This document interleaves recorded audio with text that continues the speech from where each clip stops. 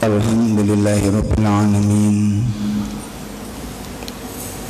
Wassalatu wassalam alal anbiya wal mursalin wa ala alihi wa ashabihi wa man tabi'ahum bi ihsanin ila yaumiddin.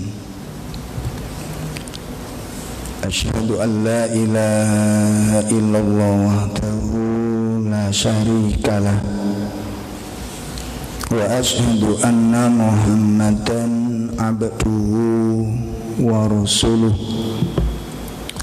Ya ayyuhalladzina amanu taqullaha haqqa tuqatih wa la tamutunna illa wa antum muslimun.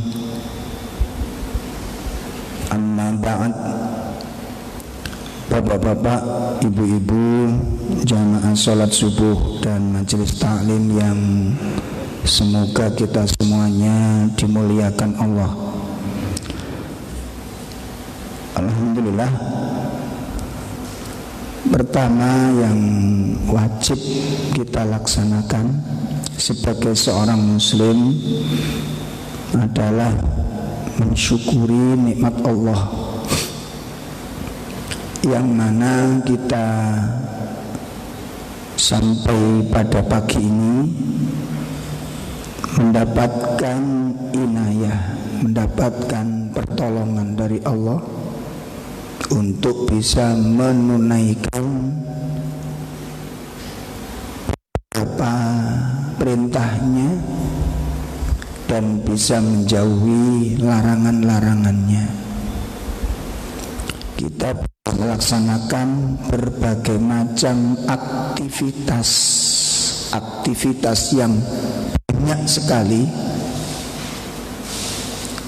Itu semua disebabkan Allah berikan nikmat dan izin kepada kita semuanya. Tanpa izin dari Allah, jangankan aktivitas yang besar, jangankan aktivitas yang jauh, untuk berkedip saja tanpa izin dari Allah kita tidak akan mampu melaksanakannya. Ya, jangankan untuk melakukan aktivitas berat, bisa kerjakan pekerjaan ini, pekerjaan itu, bisa melaksanakan tugas ini dan tugas itu semua bagian dari inayahnya Allah. Tanpa pertolongan Allah, seperti tadi saya sampaikan, jangankan untuk aktivitas yang berat, berkedip saja tanpa izin dari Allah, kita nggak akan mampu melaksanakannya. Saya punya jamaah di daerah Tarik sana, Pak. Itu kena stroke. Jadi kena stroke niku, mulutnya ini menceng ke kanan, jadi perot gitu. Itu kemudian matanya ini ketarik, yang sebelah kiri itu tertarik ke bawah, karena sarafnya mengikuti mulut bibirnya ini. Akibatnya mata yang sebelah itu tidak bisa dipakai untuk berkedip. Jadi kalau tidur itu ya mencicil sebelah itu. Coba bayangkan demikian. Apa dia nggak ingin merem? Ingin, tapi keinginan itu tidak bisa dilakukan. Ya, tidak bisa kita laksanakan. Kenapa? Allah tidak ngizini. Allah tidak mengizinkan. Akhirnya dibawa ke rumah sakit. Waktu itu udah beberapa tahun lamanya waktu sakit itu per hari, Pak, harus mengeluarkan uang minimal itu sekitar 700.000. Minimal 700.000. Itu baru sok kedip parang-arang. Lah nek sampean per kedip iku 500.000, sampean bayar piro? Coba bayang, ini nggak pernah kita bayangin. Makan, minum, nggak pernah kita bayangin. Itu izin dari Allah Ta'ala. Jenengan lihat nanti di rumah sakit bagian penyakit dalam. Tetangga saya si Dokare dulu kena penyakit tiroid. Tenggene bunti niki. Lingkup tenggorokan, akhirnya di kemo. Nah setelah di kemo itu ternyata kan dampaknya bukan cuma penyakitnya saja, Pak. Saraf-saraf di sekitar penyakit itu kena imbasnya. Salah satu yang kena imbas anggota badan itu adalah katup di tenggorokannya itu. Jadi ternyata di tenggorokan kita itu ada katup, itu membuka menutup itu secara otomatis. Ini mati gitu loh, tidak berfungsi karena pengaruh apa? Kemo itu tadi. Akibatnya apa? Tidak satu pun benda bisa masuk ke dalam kerongkongan, termasuk air. Yang mestinya otomatis ya. Jadi kalau ada benda masuk itu buka, nutup lagi, buka, nutup lagi. Ini tidak berfungsi sudah. Akibatnya apa? Seluruh makanan termasuk minum itu langsung dibuatkan selang langsung ke lambung. Ya Allah, kalau sudah begini manusia baru tahu dirinya itu siapa, gitu loh. Kalau sudah begini manusia baru sadar bahwa manusia tidak memiliki apapun dan tidak mampu berbuat apapun tanpa izin dari Allah Ta'ala. Hari ngaten salah satu santri saya dibawa ke RSUD daerah perbatasan Prambon Barat sana. Itu saya nungguin mulai pagi munting gak karu-karuan. Ternyata apa? Ndak iso ngentut. Nggak ngentot loh. Makanya kalau ada ngentut sampean melok bersyukur. Orang tau gak ngentut sampean ngamuk. Itu kalau masuk sampai dari mulai jam 7 sampai jam 11 munting gak karu-karuan. Nah kita gak ngerti apa namanya qadarul pada waktu itu hari Ahad ya. Jadi dokter jaganya gak ada. Perawatin bingung harus diapakan ini. Sampai jam 11:30 dokter datang, langsung diberikan selang. Saya itu penasaran, selang ini dilebokno ning ndi katanya. Subhanallah, dipandu, saya ikuti, saya mulai beli selang sampai nganterin selang, sampai masukin selang itu ngeliat langsung. Ternyata dimasukkan bukan disuruh dimangapnya nih Pak, di hidungnya Pak. Jadi selang 1 meter itu masuk ke perut itu, Masya Allah. Akhirnya dikeluarkan cairan hitam sekali keluar. Ini yang menyumbat katanya. Ya, tapi ini bagi yang sudah tahu ilmunya. Jadi bapak-bapak kalau nggak bisa ngentut ya jangan beli selang. Terus bojone itu kok pasang. Iku duduk kotoran sing keluar, kok ruh sampean. Coba jenengan lihat sekedar untuk buang angin tidak bisa tanpa izin dari Allah. Pernah kena mutaber jenengan? Pernah mengalami kena mutaber? Iso ngempet? Itu keinginan buang air nggak ditahan pun keluar itu. Kenapa jenengan tidak bisa mengatur? Waya senep diputer nggak senep, kenapa? Kenapa nggak bisa? Makanya kalau ini sudah bertemu dengan kasus-kasus seperti ini, satu kata yang sering kita ucapkan, inna lillahi nama Pak, wa inna ilaihi rajiun. Sesungguhnya kami ini adalah milik Allah. Nih, oleh karena itu mari kita fungsikan tenaga-tenaga kita yang masih tersisa ini, ya. Mudah-mudahan waktu yang masih tersisa ini menjadi umur yang diberkahi oleh Allah Subhanahu wa taala. Bapak-bapak, ibu sekalian yang dimuliakan Allah, Pagi ini kita akan melanjutkan pembahasan kitab Tazkiyatun Nufus. Ini saya nukilkan dari 2 kitab, nanti didukung oleh kitab yang lain. Yang pertama saya nukilkan dari kitab Tibbul Qulub yang ditulis oleh Imam Ibnu Qayyim, dan juga saya nukilkan dalam kitab Ad-Da' wa Ad-Dawa, juga tulisan beliau Imam Ibnu Qayyim.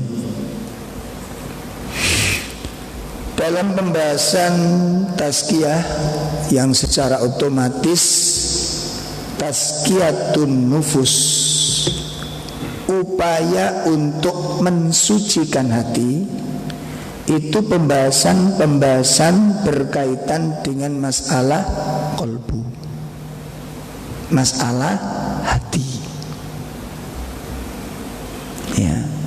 Dari sekian banyak miliar manusia yang ada di muka bumi dengan berbagai macam suku dan bangsa ini, hati manusia itu hanya dibagi menjadi 3 macam. Dari sekian miliar manusia dikumpulkan semua dibagi menjadi 3. Jadi hatinya manusia ini wonten 3. Ada 3 macam hati manusia itu. Yang pertama adalah qalbun sahih. Qalbun sahih. Qalbun sahih itu adalah hati yang sehat. Ya. Hati yang hidup, atau kalau dalam bahasa Al-Quran disebut qalbun salim. Wonten kene surat Asy-Syu'ara ayat 88 dan 89. Qalbun salim, hati yang selamat, hati yang bersih. Ini yang pertama, Pak. Qalbun sahih atau disebut qalbun salim, hati yang sehat, hati yang bersih, hati yang selamat, hati yang hidup. Itu adalah qalbun mukmin, hatinya orang-orang mukmin. Nah, dari sini nanti kita itu bisa sedikit-sedikit merabah, Pak.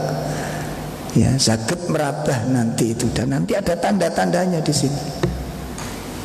Dari sini nanti kita bisa mengenali diri kita sendiri ini. Ya, dari sini nanti kita berusaha untuk apa? Belajar mengenali diri sendiri. Kenapa demikian saya katakan? Karena kita sering tidak mengenali diri sendiri. Coba kalau panjenengan ngelihat seseorang, siapapun dia, pasangan hidup, suami istri, tetangga, mertua, orang tua, kerabat, teman, macam-macam. Setiap kali kita melihat orang, menilai orang, pasti kita temukan 2 perkara pada dirinya. Setiap kali kita menilai orang, melihat orang, itu pasti kita temukan 2 perkara pada dirinya, antara kelebihan dan kekurangan. Selalu demikian. Betul mboten? Mantuku iku Mas, arek iku meneng, tapi mesti. Leres? Istriku iku Mas, wong iku asline ngono, Pak. Cerewet tapi betul Ibu? Nggak sepakat.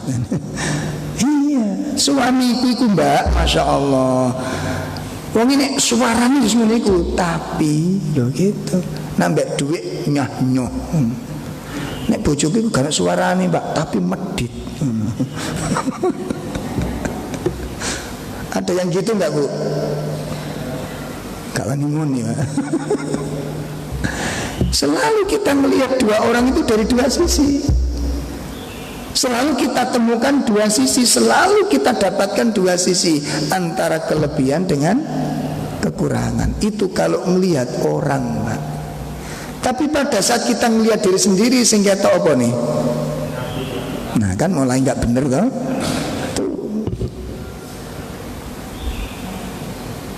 Jadi ketika melihat diri sendiri itu yang kelihatan namanya api kelebihan. Bisa nggak dengan gentle jenengan berani mengatakan saya banyak kekurangan, saya banyak kekeliruan? Berani nggak mengatakan demikian? Untuk bisa mengatakan aku iki ono api tapi si ake eleke, itu butuh keberanian, Pak. Orang bunyi gitu itu saged dipahami. Orang butuh keberanian, orang butuh kejujuran. Berani bilang memang saya punya ini, tapi sampai nggak ngerti kelemahanku itu lebih banyak dari kelebihanku. Tidak gampang, Pak, untuk bisa melihat. Ini menunjukkan apa? Nah, menunjukkan bahwa kita belum mengenali diri sendiri. Kenapa? Karena memang kita belum pernah duduk sejenak untuk takrif kepada diri sendiri ini. Nah, makanya kadang-kadang kalau ada orang curhat itu kaget. Ya, kaget tuh ketoke bojo sampean mau meneng. Iya meneng sak sembarang kali ya, Mbak. Mas aku gak blonjo ya meneng dek iku. Dadi duwe bojo meneng-meneng nemen iki ya gak? Gak penak, Pak. Saya punya jamaah ibu-ibu santri niku seminggu niku ruqyah niku ping 4. Seminggu itu ruqyah itu 4 kali. Ya tak dongakno muga-muga ustaze gak diruqyah pisan. Sambatane pancet ternyata apa kita selidiki, Bu. Sampeyan iki enggak usah diruqyah. Mboten setan, ojo nyala-nyalano setan ngono aku. Seringkali itu butuhnya kesalahan itu sing disalahno sinten? Setan. Pas Ramadan itu setan dicancangi kabeh, sama nyusik pancet ngono. Ayo, alasan setan mana? Lagi mboten. Iya. Kajian ibu-ibu, ayo wong wis ngaji rutin begini kok sik suka ngerasani orang. Iya Ustaz wis berusaha tapi opo setan-setan mana sing mbok salahno. Ya. Nah, jadi ini yang pertama Pak nggih, kolbun sahih. Dari sini nanti kita melihat tanda-tanda kolbun salim itu bagaimana, tanda hati yang sehat itu bagaimana. Di situ nanti kita bisa mengetahui, bisa kita pakai melihat diri kita itu, kondisi hati kita itu sehat apa sakit, bersih apa kotor, bening apa buta, itu kelihatan nanti. Paham ini? Kalau kita check up darah, gula darah, ono alate, Pak. Oh, darah sampean ini agak naik. Oh, gula darah jenengan agak rendah, ono alate. Lah check up hati bersih dan kotor itu kali nopo terusan. Untuk check up kita bisa ngelihat ini. Makanya kita pakai metode para ulama-ulama kita. Satu aja jenengan coba nanti. Sepulang dari pengajian jenengan buka Al-Quran. Itu metode sahabat Utsman bin Affan, menantu Rasulullah Sallallahu Alaihi Wasallam. Apa kata sahabat Utsman? Lau tahurat qulubukum ma syabattum min kalamillah.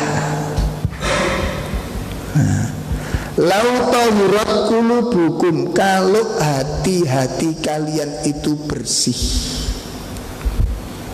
kalau hati-hati kalian itu bening, jernih, masyabatum min kalamillah, kamu tidak akan pernah bosan, kamu gak akan pernah kenyang min kalamillahi, dari kalimat-kalimat Allah. Artinya apa?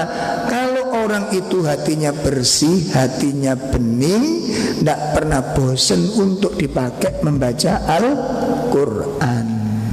Nah, pun saged di napa niki dirasakne nih. Artinya apa? Nanti jangan pakai baca Quran itu. Di situ kelihatan Pak nanti. Kalau jangan baca Quran itu baru oleh rong baris, iku wis liyer-liyer. Loh ini bener ini, coba jenengan coba nanti. Bener ini. Kalau jenengan baca Quran itu baru 2 baris, kok liyer-liyer. Diterusno, dipaksa tak jihad ini. Nun ambek bak gesok bedakno. Itu pertanda hati kita butek. Gak usah macam-macam, wis pakai baca Quran masing-masing. Itu nanti bisa kita evaluasi. Engko nek wis ngantuk liyer-liyer dipaksa maca Quran tambah nemen, sampean nggih maca WA, melek, Pak. Jeroane itu yang menjadi soal. Terus gak usah ruwet-ruwet, gak usah macem-macem, evaluasi diri. Sudah waktunya ini Pak. Dan gak usah kita mengatakan diri saya lebih baik, diri saya baik. Itu bentuk kesombongan yang tanpa disadari. Yang mengatakan saya lebih baik, saya orang baik, saya punya kemuliaan, saya. Sing ngarani sampean kali kula apik ku sapa iku, Mang? Halo. Siapa sing ngarani? Kapi entah. Yang mengatakan saya baik itu diri saya sendiri menurut orang lain. Loh ngono loh. Belum menurut Allah Subhanahu wa taala. Ini yang pertama qalbun salim. Masih belum kita bahas, ini masih mukadimah saja Pak nggih. Jadi yang pertama itu hati yang sehat, hati yang bersih, hati yang hidup, hati yang selamat, hati yang subur.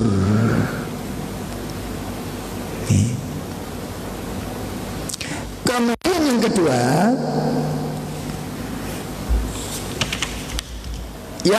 adalah beliau mengatakan qalbu marid, hati yang sakit.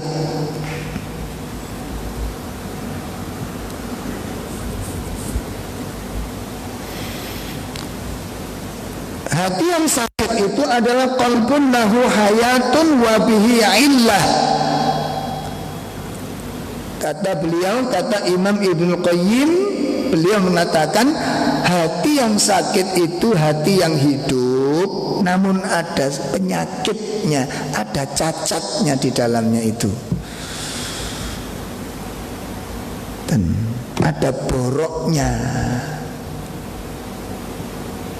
Makanya ketika orang punya karakter yang gak baik, sifatnya kaku, keras kepala, gak kena dikandani, orang pasti menyebutkan bukan wataknya, pasti disebutkan atimu ku cik kakune. Nggih mboten? Wong kok atine cik eleke ngono, Pak. Orang gak mungkin menilai fisiknya. Pasti jeroane kita ini. Apa jeroan itu?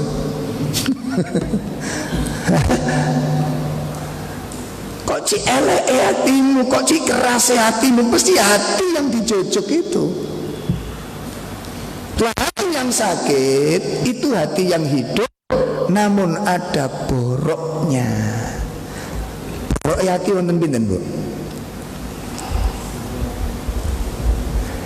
Nanti jenengan lihat risalahnya Imam Ibnu Qayyim dengan penyakit-penyakit hati. Itu ada sekitar 50 lebih. Kula mbek sampean ana pira penyakite? Durung tahu check up nih Pak. Ya Allah, ini ada sekitar berapa? Nanti aja kita tanya. Ini belum kita tanya, nanti nggak enak. Belum sudah sakit ya. Yeah. Itu ada sekitar berapa? 50 lebih. Faktor penyebab utama sakitnya hati itu adalah al-jahal. Napa al-jahal nih? Kebodohan. Kenapa al-jahal itu merupakan sumber segala penyakit? Sumber segala penyakit. Karena tidak ngerti, Pak. Makanan yang bervitamin, makanan yang berpenyakit, sama dengan hati kita ini. Jadi sebenarnya tanda-tandanya mirip, Pak. Jenengan kalau sakit mah itu tandanya apa saja? Kalau baru pemulan itu napa mawon? Napa? Mual. Terus kalau sudah mual begitu lanjutannya apa? Nyeri. Terus selera makan nambah nambah kurang? Kurang. Gampang wareg pisan. Mangan titik wareg. Nanti kalau emahnya semakin meningkat, jangankan dimasuki, baru melihat makanan mual sudah. Gimana? Lebih lagi baru bayangin makanan muntah sudah. Itu kalau sudah tingkat masuk tipes dan lever itu. Makan mual itu. Makanya kalau jenengan lihat ada orang-orang dapat undangan pengajian muntah, itu tanda-tanda kena penyakit mah. Ada pengajian ngrungokno nasihat, suwe titik muntah. Ada? Kok bae sampean kali kula ngono waliman, sik kait 20 menit sak terop watuk kabeh. Iku isyarat Pak Yai mulya, ngono lho Pak niku. Jadi kadang-kadang tidak suka itu dilantunkan dengan sebuah batuk-batuk kecil gitu. Pernah begitu mboten? Muga-muga teko wonge. Ini penting. Kenapa? Apa? Baru 20 menit seorang ustadz memberikan nasihat, seorang kiai memberikan nasihat, kita sudah rasanya kayak nggak enak gerak. Makanya kalau sudah ngempet nggak kuat, biasanya keluarnya melalui batuk. Makanya kalau kultum Ramadan ngeten niku nek wis akeh sing watuk, saya paham itu Pak. Nggih, insyaallah saya tutup segera ini. Nah, iya. Ada apa? Ngeten lho. Nggih, makanya gini Pak, ngapunten sekali. Kalau seseorang itu ndak suka, berat dengarkan nasihat seperti ini, sulit untuk bisa lebih baik niku lebih sulit lagi. Dan jangan salahkan, barangkali nanti jenengan punya pasangan dinasehati yo gak gelem yo ojo disalahno. Ngono lho. Duwe anak dituturi yo gak gelem yo ojo disalahno. Soale napa niku ahli waris. Ngono Pak. Berarti sifat sampai niku ana sing marisi, mestinya bersyukur ngono. Alhamdulillah anakku sing nak marisi rek sampe. No Pak, gak seneng dinasihati, cocok ambek aku le. Ngono wae sampean. Saged dipaham? Orang itu kalau sudah dengar nasihat saja tidak suka Pak, jangan bermimpi jadi lebih baik. Jangan bermimpi untuk bisa lebih baik. Jangan bermimpi. Kenapa? Wong dengarkan nasihatnya saja sudah nggak suka, apalagi melaksanakan kandungan nasihat. Kunci kebaikan itu di situ, Pak. Coba sampai lihat putu, melihat anak, melihat siapapun dinasihati tidak mau, jenengan apa rasanya kira-kira? Sampai dadi wong lanang, duwe wong wedok wayu, ning gak kena dituturi, piye rasane sampean? Ayo diapakno enake. Tuker tambah. Ayo. Wis gak ono Pak, nikmat cantiknya istri nek dikandani wong lanang ngeyel. Sampai ini gak ada regane ngono lho. Ini bawahnya sampai dadi wong lanang, wong sampean ndek pabrik, sampean jadi kepala kantor, nek bojo sampean ambek gak sungkan ambek sampean, endi regane sampean dadi wong lanang? Masih sampean jenderal, tentara. Blekede sih mangga. Ada seorang tentara datang ke rumah. Iya Ustaz, punya problem. Problem ini cuma satu, Bu. Punya will. Tahu will lah sampean. Bapak-bapak kok tes ambek wile gak wani. Terus tak singgung itu. Nangge, sama niki tentara. Sampean ini Masya Allah kuat. Ternyata nggak punya keberanian. Langsung batu. Masya Allah, iya. Keberanian itu mengatakan putus gak wani deh. Nggak punya keberanian. Ya Allah, nih hati yang sakit. Nah sakitnya hati, kualitas sakitnya, parahnya sakitnya itu tergantung konsumsi yang dipakai pada dirinya ini.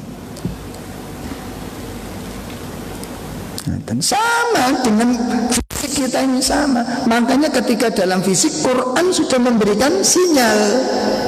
Makan minum sudah diatur dalam Al-Quran. Pastikan 3 hal dalam makanan minum itu. 1, pastikan hukumnya halal. Pastikan hukumnya halal. Yang kedua, apa? Jumlahnya, takarannya. Jangan berlebihan. Sudah dijelaskan dalam Al-Quran pula. Jangan berlebihan.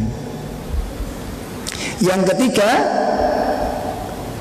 kandungannya, pastikan jenisnya baik. Makanya ada halalan thayyibah.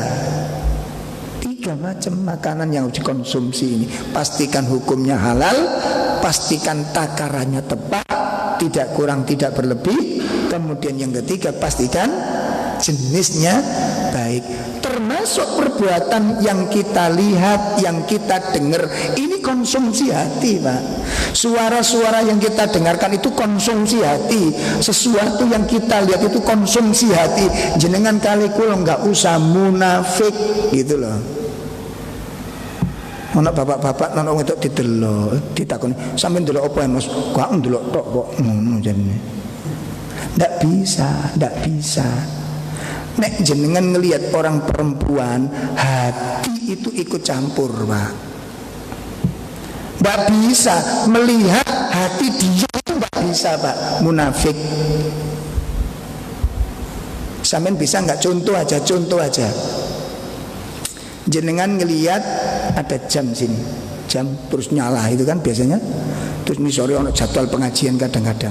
Coba jenengan sholat, kemudian di satu masjid, di situ ada jadwal kajian masjid ini. Ustadz Abdul Rauf, kira-kira begitu baca itu diem apa enggak jenengan? Hati jenengan baca itu waktu melihat masjid berkomentar. Oh, Pak. Betul?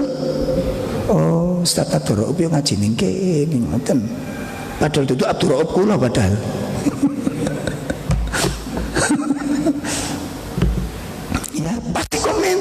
Nggak komentar. Mata melihat itu, hati nyambung. Kenapa Allah Subhanahu wa ta'ala hubungkan antara pandangan dengan kemaluan? Kenapa? Apa hubungannya, Pak? Kullil mu'minina yaghuddu min absarihim wa yahfadhu furujahum. Katakan kepada laki-laki yang beriman untuk menundukkan pandangan dan menjaga kemaluannya. Apa korelasi ini mata dengan kemaluan itu? Apa korelasi ini? Kabel. Ini kan kabel ini betul? Hah? Enggak, ini loh Pak. Syahwate wong lanang niku napa? Wong wedok, Pak. Wong lanang ku syahwate bukan duit, bukan perhiasan. Makanya masih mlebu tuku perhiasan Glenjer, gak tertarik duduk mek kuno syahwate wong lanang kuwi. tapi sing nungguk mas-masan kuwi sawate. Apa sampean? Nek mas-masane bakalung sak gerdu gak tertarik wong lanangku. Sing nungguki kalung kuwi sing garai. Lah wong wedok niku duduk sing nungguk, masih sing nungguk ganteng, nek sing nungguk tretom gak tertarik ngoten lho. Paham niki? Niki saya cek waktu ngantarkan santri-santri ngelamar niku lho, Pak. Santri niku nek ngelamar Ustaz, ada enggak akhwat mungkin punya santriwati punya cewek-cewek napa niki sing pun ngaji Ustaz. Oh nggih, wis tipe sing ya apa sing mbok doleki. Ya yang terutama yang sudah ngaji Ustaz. Nggo atur-aturan cek gampang. Oh iya, terus ya sudah berpakaian syar'i. Oke, terus ya cukup Ustaz. Wajah? Oh iya Ustaz. Oh iya. Wong lanang ki lanang asli Pak lek ngene iki Pak. Wajah ya apa? Oh nggih Ustaz, nggih. Niku sangat penting. Oh nggih. Wis tak kenalno akhirnya. Saya belum tahu ada kode, ada info kalau di sana ada akhwat siap menikah. Wis alamate kene paranono dhewe, aku gak ngerti areke. Sampeyan lihat Nadhor dulu namanya itu. Datang ke sana. Dah dapat beberapa hari ketemu, gimana sudah Nadhor? Sampun Ustaz. Nah, gimana hasilnya? Kayaknya saya harus istikharah dulu. Iku tanda-tanda sing wedok-wedok elek Pak ngene iki Pak. Wis tanda-tanda wis apal kok apal. Tapi arek ini ku Mas lolosan pondok wis Quran tinggal sedikit hafal. Nggih Ustaz, nggih saya tahu. Makanya Ustaz saya tak istikharah. Wis ta wis elek-elek arek ngene. Gaya itu. Mari ngaten jarak berapa gimana hasilnya? Kayaknya belum mantep Ustaz. Mari istikharah kenapa? Kamu kepethuk buta.